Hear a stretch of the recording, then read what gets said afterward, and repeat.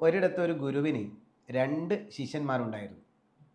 ഈ രണ്ട് ശിഷ്യന്മാരിൽ ഒരാളോട് ഗുരുവിന് പ്രത്യേകമായ ഒരു സ്നേഹവും താല്പര്യവും, മറ്റേയാൾക്കത് സഹിച്ചില്ല. അങ്ങനെ ആ ശിഷ്യൻ തൻ്റെ ഗുരുവിനോട് ചോദിച്ചു, അല്ലയോ ഗുരുവേ, നമ്മൾ രണ്ടുപേരും നിങ്ങളുടെ ശിഷ്യന്മാരാണ്. പക്ഷേ എന്നേക്കാൾ കൂടുതലൊരു താല്പര്യവും ഒരു സ്നേഹവും ഒരു പരിഗണനയും നിങ്ങൾ ഒന്നാമനായ മറ്റേ ശിഷ്യന് കൊടുക്കുന്നു. എന്താണ് അതിൻ്റെ കാരണം? ഗുരു വളരെ ചിരിച്ചുകൊണ്ട് പറഞ്ഞു, ഇതിൻ്റെ ഉത്തരം ഞാൻ പറയാം. പക്ഷേ ഞാൻ നിങ്ങൾക്കൊരു ചെറിയ ടാസ്ക് തരികയാണ്. ആ ടാസ്ക് ചെയ്ത് കഴിഞ്ഞ് വന്നതിന് ശേഷം എന്താണ് ഇതിൻ്റെ കാരണമെന്ന് നിനക്ക് മനസ്സിലാകും. അങ്ങനെ രണ്ടുപേരെയും ഇരുത്തിയിട്ട് ഗുരു തൻ്റെ ടാസ്ക് കൊടുത്തു. എന്താ ടാസ്ക് എന്നറിയാമോ? നിങ്ങൾ രണ്ടുപേരും തൊട്ടപ്പുറത്തുള്ള ഒരു ഗ്രാമത്തിൽ പോയി അവിടെയുള്ള കുറേ ആളുകൾക്ക് എഴുത്തും വായനയും പഠിപ്പിക്കണം. നിങ്ങൾക്ക് 1 മാസം സമയമുണ്ട്.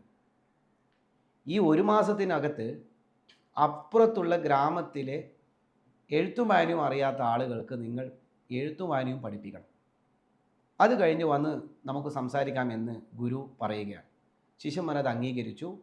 രണ്ടുപേരും യാത്രയായി.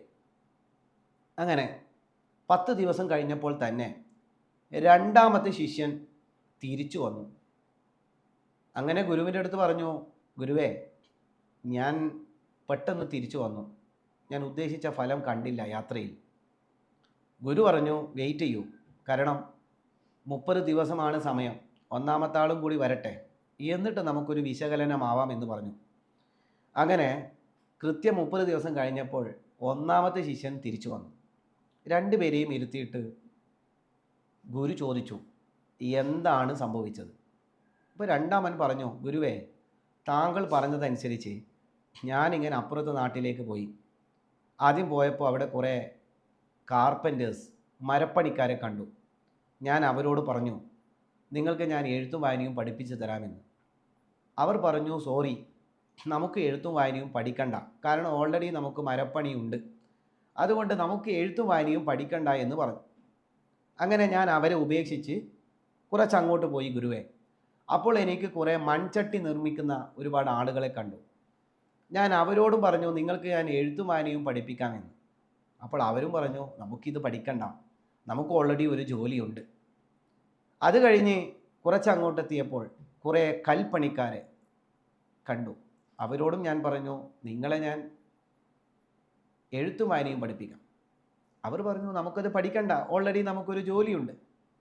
ഇങ്ങനെ ഈ 3 കൂട്ടരും ഇങ്ങനെ പറഞ്ഞപ്പോൾ ഞാൻ എൻ്റെ ശ്രമം ഉപേക്ഷിച്ച് തിരിച്ചു വന്നു ഗുരുവേ എന്ന് രണ്ടാമത്തെ ആൾ ഗുരുവിനെ അറിയിച്ചു. ഗുരു ഒന്നാമത്തെ ആളോട് ചോദിച്ചു, നിനക്കെന്താണ് സംഭവിച്ചത്? അയാൾ പറഞ്ഞു, ഗുരുവേ, ഞാനിങ്ങനെ നടന്നു പോയപ്പോൾ ആദ്യം കണ്ടത് കൽപ്പണിക്കാരെയാണ്. അവരോട് ഞാൻ പറഞ്ഞു, എഴുത്തും വായനയും ഞാൻ നിങ്ങളെ പഠിപ്പിക്കട്ടെ, ഞാൻ മറ്റൊരു ഗ്രാമത്തിൽ നിന്ന് വരുന്നതാണ്.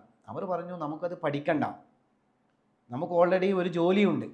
അപ്പോൾ ഞാൻ അവരോട് പറഞ്ഞു, എന്നാൽ ഈ കൽപ്പണി എന്നെ പഠിപ്പിക്കുമോ എന്ന് ചോദിക്കുന്നു. അങ്ങനെ ഞാൻ 10 ദിവസം അവരെ കൂടെ നിന്ന് കൽപ്പണി പഠിക്കുക. ഞാനിപ്പോൾ അത് പഠിച്ചെടുത്തു ഗുരുവേ. അത് കഴിഞ്ഞ് 10 ദിവസം കഴിഞ്ഞ് ഞാൻ കുറച്ച് മുമ്പോട്ട് പോയപ്പോൾ കുറേ മരപ്പണിക്കാരെ കാണുകയാണ്. അവരോട് ഞാൻ പറഞ്ഞു, നിങ്ങൾക്ക് ഞാൻ എഴുത്തും വായനയും പഠിപ്പിക്കാമെന്ന്. അവർ പറഞ്ഞു, നമുക്കത് പഠിക്കണ്ട എന്ന്. ഞാൻ അവരോട് പറഞ്ഞു, എനിക്ക് ഈ ഒരു ജോലി എനിക്ക് ഇങ്ങോട്ട് പഠിപ്പിച്ചു തരുമോ എന്ന്. അങ്ങനെ ആ 10 ദിവസം അവരെ കൂടെ താമസിച്ച് ഞാൻ ആ ജോലി പഠിച്ചു.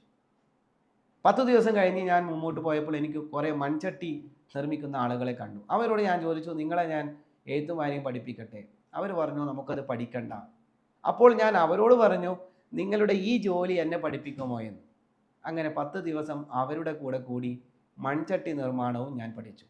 ഇപ്പോൾ എനിക്ക് 1 മാസം കൊണ്ട് 3 പുതിയ സ്കില്ലുകൾ അറിയാം ഗുരുവേ എന്ന് ഒന്നാമത്തെ ശിഷ്യൻ ഗുരുവിന് മറുപടി കൊടുക്കുകയാണ്. ഇത് കഴിഞ്ഞപ്പോൾ ഗുരു രണ്ടാമത്തെ ശിഷ്യനോട് ചോദിച്ചു, ഇപ്പോൾ നിനക്ക് മനസ്സിലായോ എന്തുകൊണ്ടാണ് നിന്നേക്കാളും കൂടുതൽ സ്നേഹവും പരിഗണനയും ഞാൻ ഒന്നാമത്തെ ആൾക്ക് കൊടുക്കുന്നത്?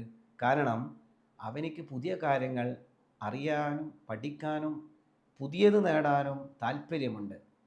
അറിവ് നേടാനുള്ള അവൻ്റെ ജിജ്ഞാസയും താല്പര്യവുമാണ് അവനെ എനിക്ക് കൂടുതൽ താല്പര്യമുള്ളവനാക്കി തീർക്കുന്നത് എന്ന് ഗുരു മറുപടി പറയുകയാണ്. ഇതിലൂടെ നമുക്കുള്ള ഗുണപാഠം പുതിയ പുതിയ കാര്യങ്ങൾ എപ്പോഴും നാം പഠിക്കാനും അറിയാനും ശ്രമിക്കണമെന്നുള്ളതാണ്. അതിന് പ്രത്യേകമായ വയസ്സോ പ്രായമോ അല്ലെങ്കിൽ പ്രത്യേകമായ സാഹചര്യമോ, എല്ലാവരും പറയും എനിക്ക് പല സാഹചര്യങ്ങളും ഒക്കുന്നില്ല, അതുകൊണ്ടാണ് ഞാൻ പഠിക്കാത്തത്. അങ്ങനെ എല്ലാ സാഹചര്യവും ഒത്തിട്ട് നാം ഒന്നും പഠിക്കാറില്ല.